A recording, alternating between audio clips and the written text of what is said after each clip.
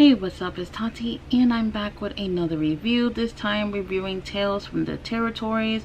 And you guys, I really like this show. I did not get a chance to review the first episode, but I couldn't miss the opportunity to talk about the second episode. This show really, the way they sit there at a table, talk about all these memories, like you literally feel like you're sitting there listening with these guys. And sometimes I feel like I could just interrupt them and just ask them some questions and stuff like that. Like it feels really good. Like you can listen to these guys talk for hours and hours and hours on end. An hour show, it just feels like it's not enough. And I'm really impressed by how much they remember. Like when they talk about certain moments, they'll remember the city and state that they were in. They'll remember little tiny details. As much as they travel throughout the years, you would think that they may have a little bit of trouble, remembering a lot of information, but they seem to really be on top of that. Now, this episode was about the infamous Jerry Lawler and Andy Kaufman storyline. Like, people don't say this enough, how much Andy Kaufman made a huge impact in pro wrestling. Something that I feel like is gone today. Well, I don't want to say 100% gone today, but mostly gone today in professional wrestling, which is kayfabe. Like, nowadays you just pick up your phone and you look up anything and you know almost everything that's going on. And it's like, when I was a kid watching wrestling in the 90s, like we literally would watch something and turn on the news to see if they were going to talk about it, because that's how real things felt. And that storyline was one of the first moments where you were able to, think to yourself, like, is this real or not? Sometimes you didn't even doubt what you were seeing at all. And as wrestling have progressed throughout the years, unfortunately, nowadays, that element of surprise, that element of wanting to be surprised with pro wrestling and not wanting to know things like behind the scenes, like everybody wants to know everything. Everybody is Dave Meltzer behind a computer screen, and it's very annoying. And it took away something very special when it comes to pro wrestling. And Andy Kaufman was one of those people who's not even a wrestler, who appreciated that element in pro wrestling, and who was able to implement that with pro wrestling, and he did an amazing job with that. So Andy Kaufman was a comedian, and he has expressed that he wanted to be part of pro wrestling. Now, he first pitched an idea to Vince McMahon Sr. and said, hey, he wants to do this thing with him being a intergender champion and wrestling women only. And Vince Sr. was just like, bro, what the fuck? Hell no, not over here. And somewhere down the line, the idea did get pitched over to Jerry Jarrett and Jerry Lawler back in Memphis, and they actually agreed to do this. So Andy was very famous for being a comedian, so that would also bring eyes to people who don't normally watch pro wrestling, and people who do already watch wrestling. That would give them, more of an interest to see someone who's supposed to like not be a wrestler be involved. And not only that they're not a wrestler, but they want to take on women. So he would come out and have challenges, offering money, saying if any woman could beat him, that they'll win this money, and he'll end up winning these matches or whatnot. It's very silly, and you would think something like that wouldn't even get over, but it actually did. So one match, he went against 5 women, and the last woman was named Foxy. Now, she really brought it to him, and ultimately he ended up winning that match. And later on, he proposed that he wanted to have a match with her again, one-on-one, and if she won, he'd give her $5,000, and she had a chance to get married with him. She spoke to Jerry Lawler, Jerry you know, spoke to her about them having the match or whatnot, and she told him that even if he was the last man on earth, she wouldn't want to marry him. So they have this match, and Jerry's at her side, doesn't get involved or whatnot throughout the match. Andy ends up winning this, but after the match, he still kept being physical with her, and obviously the crowd is booing. They're like, what the fuck? And everybody is looking at Jerry like, why are you just standing there? Get in the ring and help her.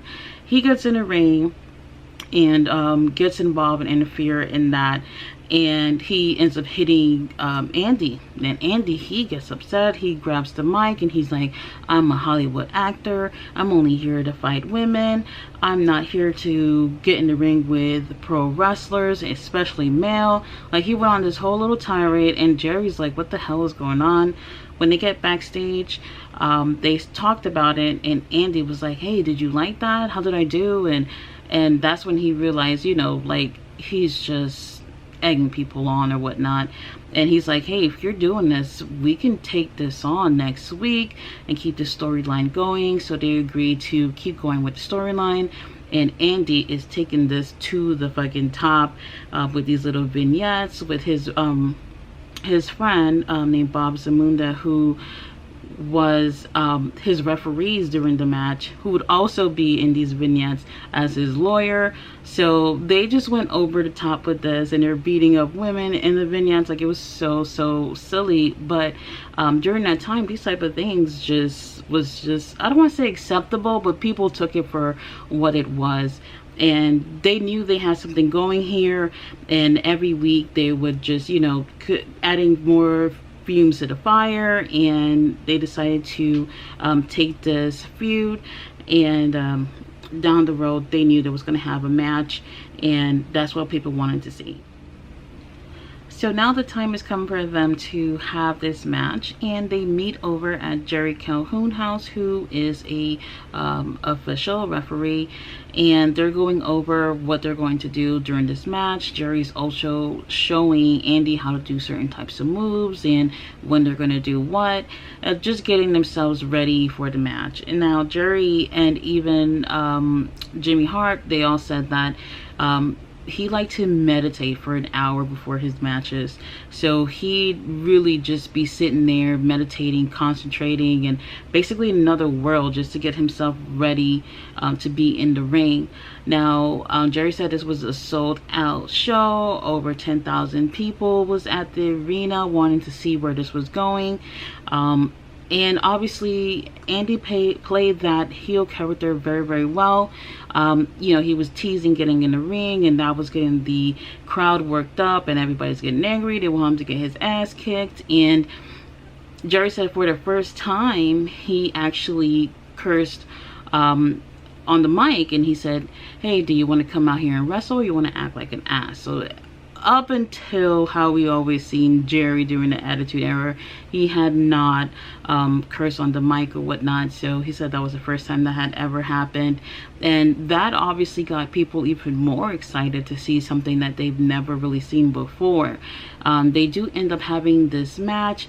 Obviously it's nothing, you know, it's not a 5-star rating match or anything, but people were very invested into this based on, you know, the storyline or whatnot.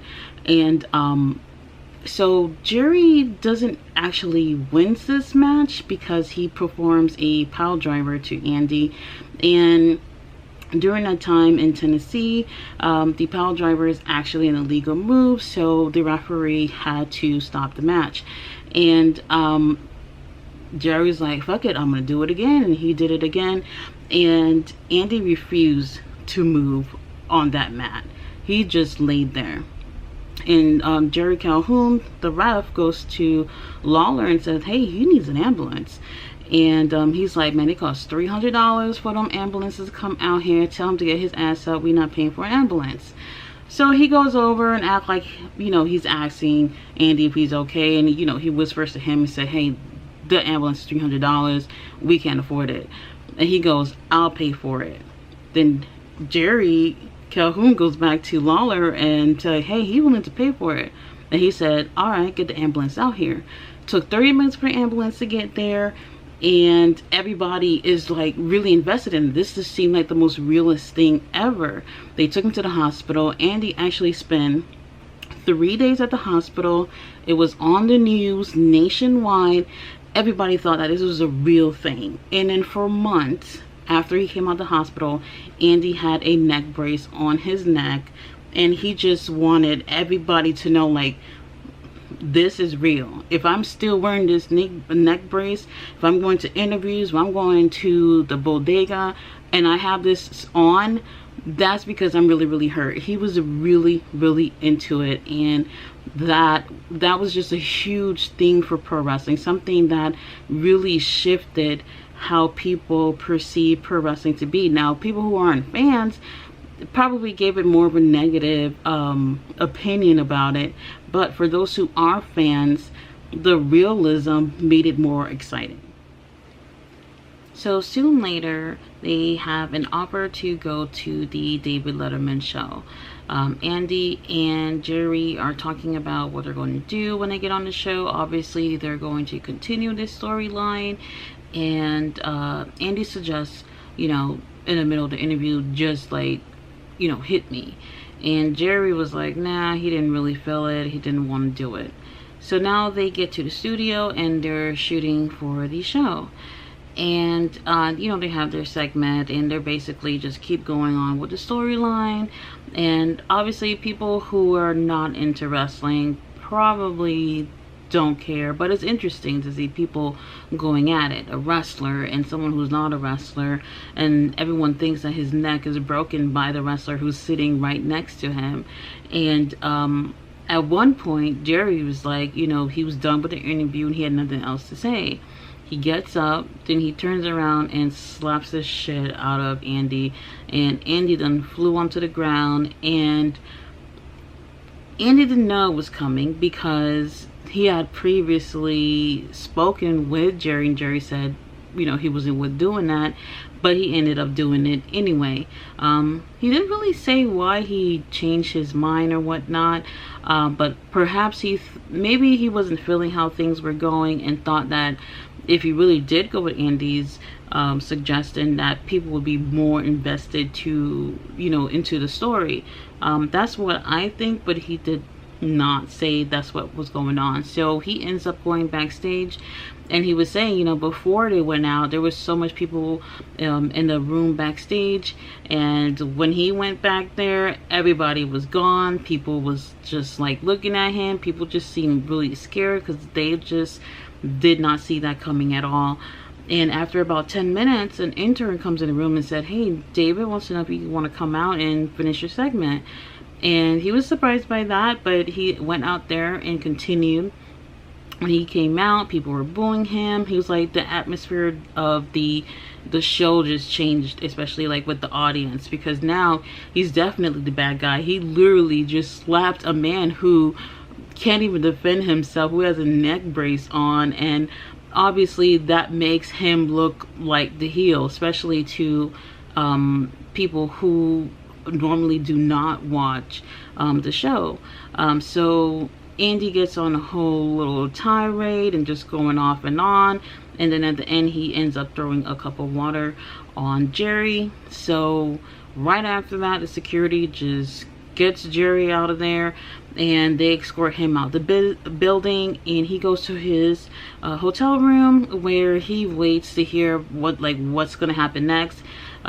Andy didn't call him. Nobody called him. He turned on the TV, and there it was on the news, people talking about how he basically assaulted him on national TV.